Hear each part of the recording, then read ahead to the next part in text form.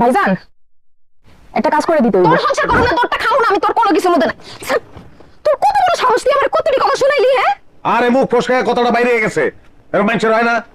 বুঝলে মিয়া ভাই, নাটক একটু কম করে করেন, বহুত নাটক করছেন, আমার ভালো লাগতেছে না দেখতে। ভালোই ভালো আমার বাড়ি থেকে বাইরে হয়ে যান। তোর লেগে না কোনো জায়গায় আমি শান্তি পাবো না, কোনো জায়গায় শান্তি পাবো না। আরে তুই শান্তি পাবি কই থেকে? তুই নিচে দেখতে অশান্তি, তুই যেখানে যাবি অনেক অশান্তি হইব। এই আপনি কি বাইরে হবেন নাকি অন্য কোনো ব্যবস্থা করবো?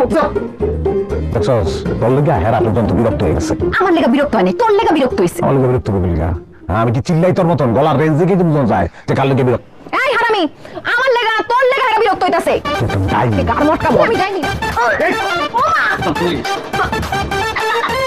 কি শুরু করছে? কি হয়েছে?